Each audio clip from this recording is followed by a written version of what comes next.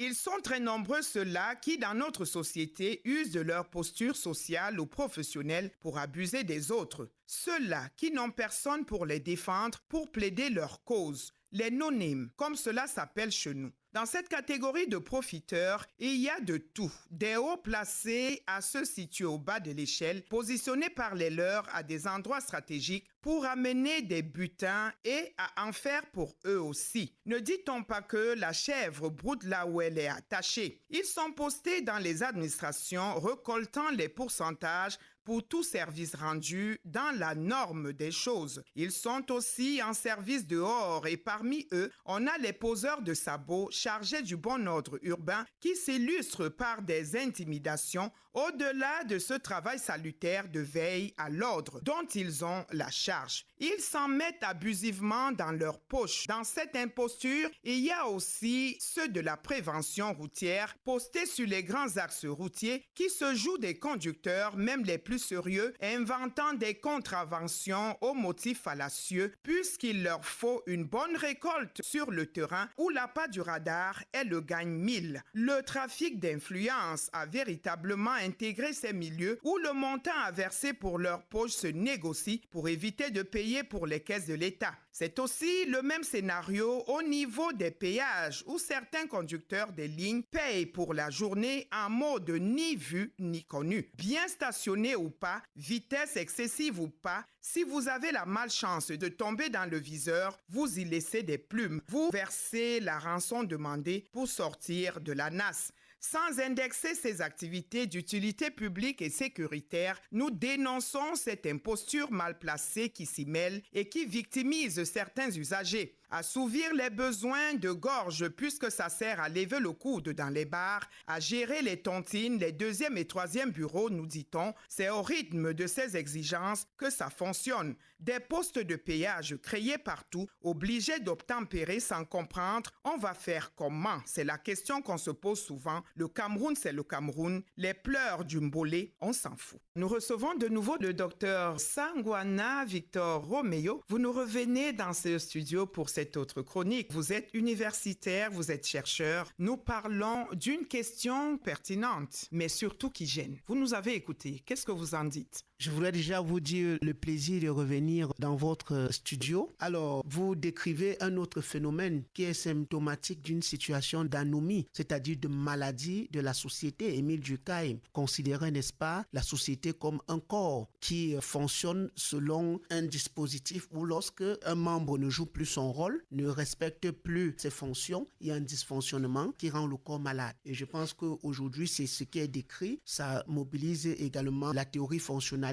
Est-ce que chaque personne qui a un rôle remplit effectivement la fonction pour laquelle elle est affectée à ce rôle? Et c'est un mal que nous vivons qui est présent et qui est préoccupant. Ça veut dire que vous avez observé cela vous-même? Avez-vous été victime quelque part? Je pense qu'un Camerounais qui, à mon âge, ne serait pas encore victime de ce que vous avez décrit au moins une ou deux fois, en réalité, nous viendrait de la Lune. Je suis sûr que même nos plus hauts dirigeants, dans une autre vie, ont subi ce type de raquettage et parfois même de braquage. Parce voilà. que vous avez prononcé le mot le raquettage. On se demande, c'est un problème de pauvreté, peut-être morale. Comment est-ce que vous expliquez ça? En fait, cela s'inscrit dans un système social. Exactement. Voilà, marqué par l'anomie que j'ai décrite tout à l'heure, c'est-à-dire que les règles qui régissent la société ne sont plus du tout respectées. Les logiques de domination, c'est-à-dire que les gens utilisent une position de pouvoir pour dominer, pour écraser. Également des stratégies d'adaptation à des contraintes économiques. Quand vous vous rendez compte à combien ces gens sont rémunérés, vous comprenez qu'ils cherchent des moyens alternatifs pour arrondir leur fin du mois. Donc c'est une crise vraiment multiforme. Mais ce n'est pas toujours du fait de la mauvaise rémunération. Oui, en fait, je voulais justement y arriver, qu'il ne s'agit pas en réalité d'une excuse. Il faut dénoncer ce mal pour ce qu'il est. Cette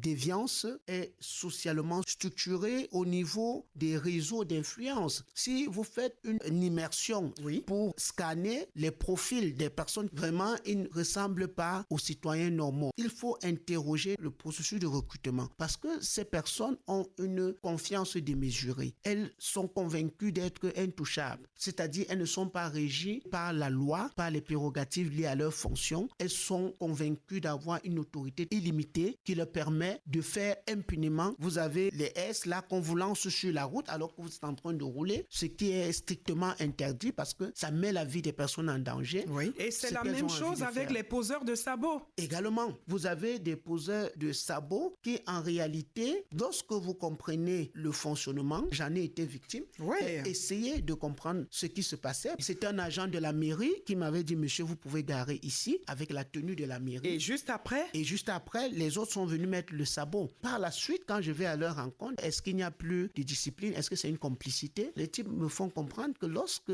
la voiture est déjà là-bas, il faut payer parce que ce sont des prestataires qui doivent faire le maximum de recettes. Ils ont des engagements, un montant à verser à la mairie. Mais c'est pas normal. Ils doivent faire le maximum de bénéfices. En réalité, dans leur démarche, il n'y a pas de sensibilisation, il n'y a que la répression. Et même que parfois vous êtes bien stationné et on vous met le sabot. L'objectif n'est pas de mettre de l'ordre, de permettre aux citoyens de s'épanouir. Mais on parle du bon ordre public. Mais justement, c'est la raison pour laquelle le mal est profond. Il s'agit ici d'abord, ceux qui les recrutent, d'interroger les tutelles. Moi, j'ai dit la responsabilité n'est pas seulement au niveau de ces jeunes qui sont sur la route, au niveau de ces gendarmes qui sont filmés au quotidien, on retrouve les mêmes sur la route et on se demande ce qui se passe. Également, on se demande qui régule ces activités. Tout à fait. Vous vous êtes rendu compte que de plus en plus, dans la police camerounaise, ces fonctionnaires qui étaient parmi les plus corrompus au Cameroun font de plus en plus attention parce que le délégué général à la sécurité nationale a déshabillé, a démis totalement de leurs fonctions un bon nombre, quels que soient les grades qu'ils avaient. Exactement. Et récemment encore, c'était un commissaire divisionnaire qui a été démis de ses fonctions. Il faut des actions fortes. Alors, il y a cette cacophonie de cohabitation. Oui, et les actions ne sont pas concertées. Exactement. Les actions ne sont pas concertées. C'est une situation qui, dans notre société, amène à interroger les systèmes de parrainage. Oui. Qui sont ceux qui, dans un acte totalement irresponsable, prennent ces personnes au profil douteux pour les mettre comme bourreaux des populations. Et les couvrent. Et les couvrent par la suite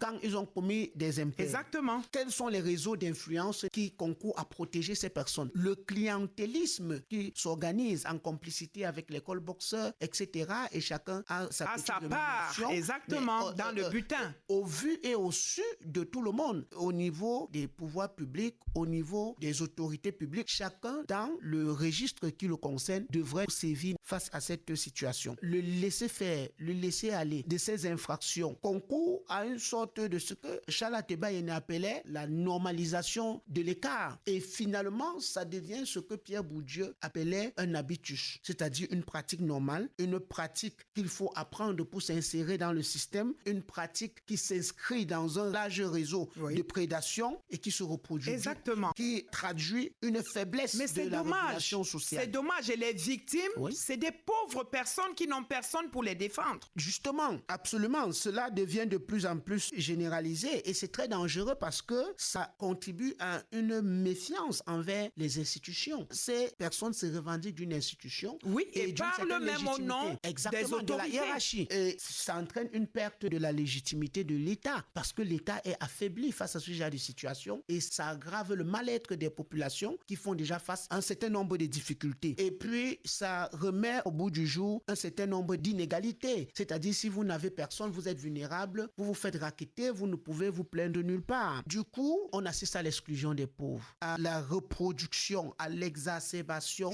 des inégalités. Et puis... Et c'est autant de problèmes qui fâchent. Qui fâchent tout à fait. Mais je pense que c'est pas une impasse. Il faut une volonté politique. Il faut justement que chaque organe de régulation, chaque structure de sanction puisse jouer son rôle. Cela passe, par exemple, par la digitalisation des services publics. Et nous allons sortir par ces solutions. Voilà, qui réduit ces affaires de pots de vin. On sait le bienfait que le guichet unique a apporté à la recette fiscale au Cameroun. Oui. Une meilleure traçabilité des procédures. On vous arrête en chemin ou on vous met le sabot, on vous demande 25 000, on vous remet un papier qui n'a ni cachet. Ou ce radar dont on va vous parler. Exactement. On vous alors donne que un papier, vous étiez dans la vitesse normale. Exactement. Et on vous donne un papier en réalité sur lequel vous ne voyez aucun cachet. Vous ne comprenez rien en fait. Vous ne voyez pas dans l'enquête officielle. Et vous ne savez même pas à quel moment vous avez commis l'infraction. Effectivement. On peut également, en termes de procédure, penser à une éducation à l'éthique à partir de l'éducation de base. Redonner à l'éducation, à la morale et à la citoyenneté tout son pesant d'or. Ça, ce sont des solutions éducatives. Mais il est important également de travailler à la valorisation de l'intégrité, à célébrer les modèles, à les distinguer, à les récompenser. Et c'est ce qui manque le plus chez pour nous. montrer le chemin. Si la société n'est que répressive, finalement, on se demande qui travaille bien. Et celui qui travaille bien a le sentiment d'être en réalité celui qui est dans l'écart. Exactement. Et c'est lui qui doit retrouver le système. Il est important de protéger aussi ceux qui lancent l'alerte, ceux qui dénoncent. Parce que parfois, les gens veulent dénoncer, mais ils ont peur de la répression qui peut en suivre. Ça passe également par la transparence dans les recrutements, que l'action soit vraiment un service public désintéressé qui vise la cohésion sociale, et pour cela, la société tout entière doit pouvoir se mobiliser. Nous espérons que ce message est passé. Nous allons vous dire, Dr Sangwana Victor Romeo, vous êtes un universitaire chercheur au Centre d'études et de recherche sur les sociétés contemporaines. Merci d'être passé par ici. C'est moi qui vous remercie.